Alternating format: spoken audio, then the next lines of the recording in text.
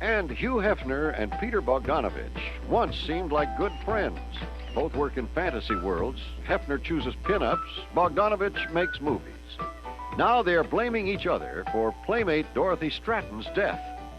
It's a wild feud, fueled by ego and power. Geraldo Rivera with some surprising facts and the truth behind a case of smear and obsession. 32 years ago, Hugh Hefner founded Playboy magazine and began labeling different young women as playmates. In 1980, one of those women, Dorothy Stratten, was murdered by her estranged husband. In an age when today's news stories become tomorrow's movies, the murder of a pinup girl was guaranteed box office. What wasn't expected was that Stratten's lover, film director Peter Bogdanovich, would write a book charging that Hugh Hefner was indirectly responsible for Stratten's death. Well, since her murder, 2 movies have been made about Stratten, both portraying her as a sincere but gullible small-town girl, her fate sealed when she mixed with the Playboy culture. Sound like the stuff of old-time Hollywood? It doesn't amuse Hugh Hefner. Geraldo Rivera has been following this story and has worked to separate reality from fantasy.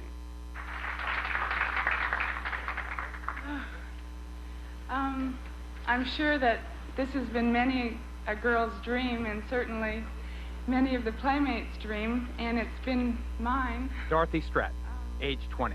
Here being named Playboy's Playmate for the year 1980. Beautiful, sensual, on this sunny afternoon at the peak of her promising career.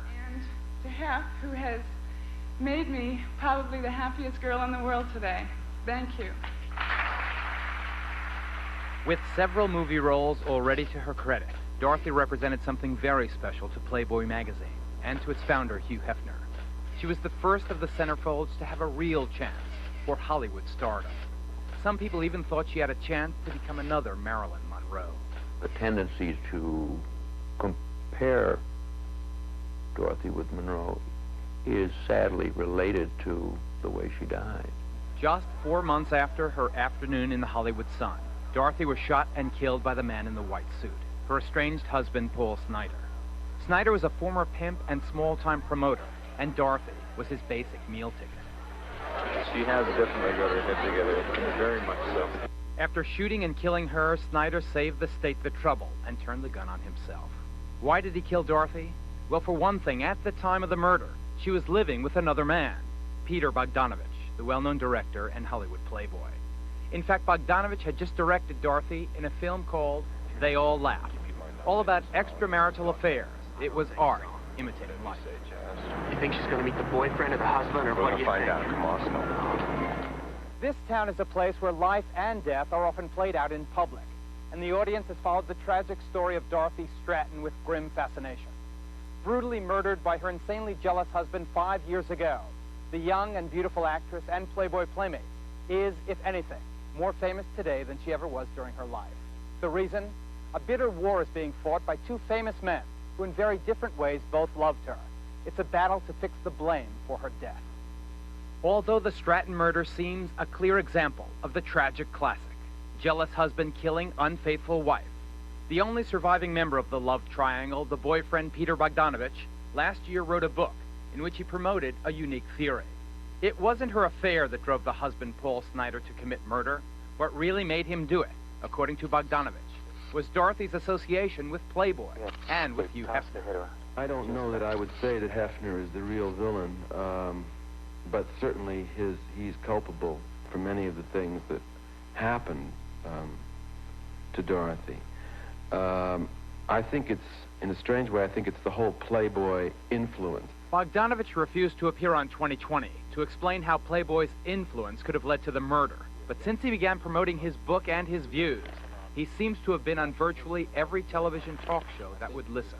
If there was an overriding desire, it was to write a book which would maybe help other young women to avoid some of the traps that she fell into. A person that I was very much in love with named Dorothy Stratten, who at a young age was maneuvered, tricked, cajoled, coaxed. Dorothy's instincts were against it, and for 6 months she didn't want to do it and fought against the idea of taking off her clothes for Playboy. Last month, in a news conference jammed by dozens of reporters, Hefner and Playboy struck back. Dorothy's tragic death was motivated not in any way by her association with Playboy, but clearly by the breakup of her marriage because of the affair with Peter Bogdanovich. So the famous publisher and the well-known director are engaged in a public tug-of-war over Dorothy Stratten's memory. And the intensity of their battle has been surprising even in this community, grown accustomed to scandal. What he has really done is, in a very delusional and obsessive way, is blame others, primarily myself, but blame others for things that he himself feels guilty about, can't deal with. And in the book, the primary villain in the book is not the husband who killed her. The villain winds up being me. I'd be a pretty good writer if I could make all that up. It's all true. And no matter what Hefner says, it all happened. The stories that are in there were told to me by Dorothy or by other witnesses to the events. Conversations that I had with Hefner happened between Hefner and me. He doesn't have a very good memory. And unfortunately, I do. Because Bogdanovich and Hefner are who they are, each can command media attention. They can get publicity for their charges. But who's right? Let's take them one at a time. Bogdanovich has put his indictment of Hefner in writing. Our investigation reveals that in many ways, this book is a smear. Its two main points are that Dorothy was hurt by Playboy, and that the association created a foul climate which led to her death. There is no real proof of either charge, and there are errors of fact and misleading innuendo, ranging from serious to silly. In his very first sentence, for instance, Bogdanovich writes that Dorothy's husband, Paul Snider, was 28. He was really 29. Bogdanovich describes how he was swept off his feet by the sight of Dorothy at this roller skating party at the mansion, which Playboy videotaped. There she was, he writes, over 6 feet tall, in her orange roller skates, wearing a lime green one-piece bathing suit. A one-piece bathing suit. Well, at least he got the color right. In graphic, some might say pornographic detail, he describes Snider's violent rape and sodomy of Dorothy before or after her murder, tearing her body apart. Well, a spokesman for the coroner's office told us, quote, Bogdanovich doesn't know what he's talking about, and that, quote, there was no evidence of rape or sodomy. When asked about the apparent inconsistency, Bogdanovich in a letter says his information came from an LAPD detective. The detective now refuses to comment on the case. What I came to realize over the period that I was doing research on the book was how extraordinarily insidious this whole business of homogenized pornography had become, to the point where it had gained this extraordinary amount of respectability, and Hefner was as much a tradition, Playboy and Hefner, and his whole bag of tricks was as much a tradition as Disneyland. In attempting to place blame on Hefner for Dorothy's death, Bogdanovich has made the point repeatedly that Playboy is destructively pornographic. Apparently, he's come by that feeling recently. Through 1980, Bogdanovich had been a frequent guest, a fixture even, at the Playboy mansion. Quite at home with the man and the environment he now finds so repulsive. Look at this log of the director's many visits into the world of Playboy. Compiled by the mansion staff, it shows disco parties, holiday celebrations, Hefner's birthday, you name it, Bogdanovich was there. She was naive in many ways, very innocent, believed what people said, believed the whole Playboy hype, found herself, when she got to Hollywood, found herself maneuvered by Hefner into a sexual situation that she found very shocking, and in fact it traumatized her. Dorothy and I talked about Hefner a lot, and as I say, she spoke of him only in glowing terms. For about a year, Dr. Steve Kushner shared a house with Dorothy and husband Paul Snider.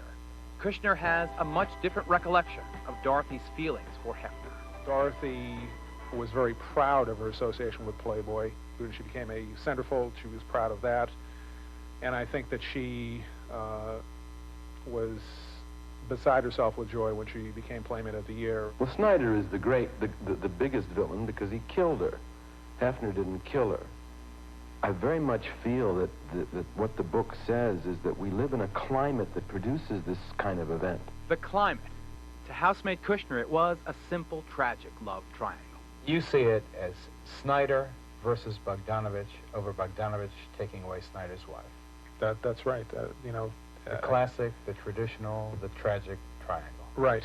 It was that, and anyone who was close to Snider at the time, I'm sure would tell you the same story.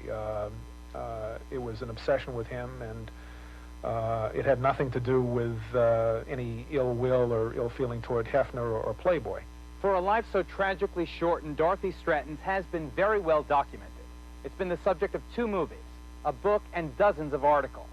Which, if any of them, contain the real story? Well, probably none of them. But the real story, at least Dorothy's own version of it, does exist. And it's right here, in the files of the federal courthouse in Los Angeles. It's Dorothy's autobiography. A copy was filed after her death in a court fight over who would get the rights to it. Written in 1978 at Paul Snider's suggestion, it chronicles her first days as a playmate. Well, Bogdanovich quotes from Dorothy's writings in his book and uses them to help prove his thesis that Dorothy was pressured and unhappy in the world of Playboy. Example, on page 30, quote, "And I was getting confused, ... I was getting lonely and I was getting depressed," end quote. Pretty clear cut, right? She hated Playboy life. Wrong. Here's what she really said, quote, "And I was getting confused. I was living a wonderful life in the warm sunshine, being catered to 24 hours a day, butlers to feed me and maids to clean my room. I could have anything I wanted and more, and I enjoyed it so much.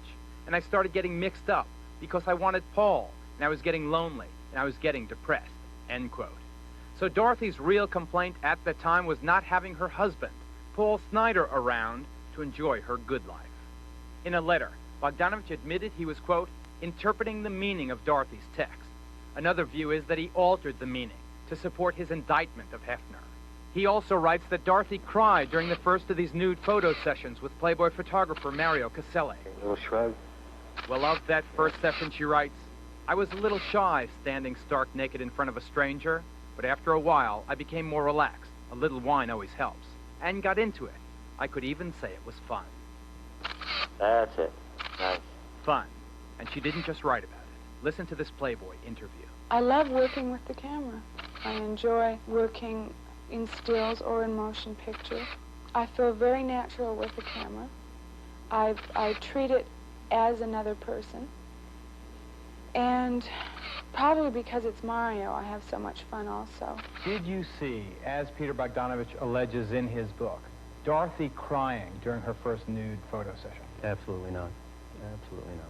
Did she feel she was doing something against her will? No, she totally enjoyed it. In fact, she didn't think she came up to Playboy standards, and she was surprised to even be accepted, and she was just delighted when she was accepted. To Hefner, the single most malicious charge made by Bogdanovich was that Hefner forced Dorothy to have sex with him, seducing her in the mansion's infamous jacuzzi. Did Hefner seduce her? Yes, he did. No, against her will, I hasten to add. Did you love Dorothy? Yes. Not in a romantic sense, but yes, in a very real way. For the record, did you seduce her? No, I didn't, and never tried to. The only person used by Bogdanovich to support even indirectly the charge of seduction has since signed a sworn declaration for Playboy that he never said Hefner forced his attentions on her or vied for Dorothy's sexual favor. It's a very real pleasure to be here. Hugh Hefner's been a fixture on America's cultural landscape now for the last 30 years, and he's always been an easy target. His magazine, its treatment of women, his offbeat lifestyle here at the mansion, and so forth. But when it gets right down to it, with Hefner, what you see is what you get. You may not like him, his magazine, or his philosophy, but he has been consistent. And contrary to Peter Bogdanovich's charges, in his treatment of Dorothy Stratten, Hefner appears to have acted totally above board. That is not to suggest that he's completely without blame in the present controversy. As a matter of fact, for a man as worldly as he is, he appears to have made a surprisingly clumsy mistake. Stung by Bogdanovich's charges, Hefner assembled this crush of reporters in Los Angeles last month and accused Bogdanovich of carrying on an affair after the murder with Dorothy Stratten's younger sister, Louise. Louise at the time was just 13 years old. So Hefner essentially was accusing Bogdanovich of child molestation. By the seduction of her 13-year-old sister. And and the establishment of a romantic relationship as a pathological replacement of Dorothy. Last year, an LAPD investigation concluded there was no evidence Bogdanovich did anything illegal in Los Angeles. Hefner knew that, but by last month, he was ready to hit back. This is my first public appearance since suffering a stroke 3.5 weeks ago. A stroke, Hefner says, was caused by the stress and the frustration generated by Bogdanovich's book. But in his efforts to get back at Bogdanovich, Hefner had wounded a child. Living in Vancouver, Canada, where she and sister Dorothy had been raised, Louise, now 17, has filed a multi-million-dollar lawsuit against Hugh Hefner. Were Hefner's charges true? Are they true? No, not at all. They're false. You never had a sexual relationship with Peter Bogdanovich? No. L.D., why don't you describe your relationship with Peter Bogdanovich? Just a friend. He just always helped me in family matters to do with my sister because my mom can't deal with it. Why are you doing this interview? Is it to convince your friends that what you're saying is true, or is it something more than that? It's that, and also to let him, Hugh Hefner, know that not to do this to any more people and just to leave me alone because I haven't done anything wrong at all. Advised by his attorneys not to talk about Louise or her lawsuit, Hefner would say this. In retrospect, do you think you overreacted? Oh, without question, sure. I would say that that's clear. Did you expect it to get as nasty as it's gotten? No. Dorothy Stratten's professional career, from promising start to sorrowful finish, lasted little more than 2 years. Because she touched the lives of proud, hurt, volatile men, the aftermath, the acrimony, the smears, and the obsession will last much longer.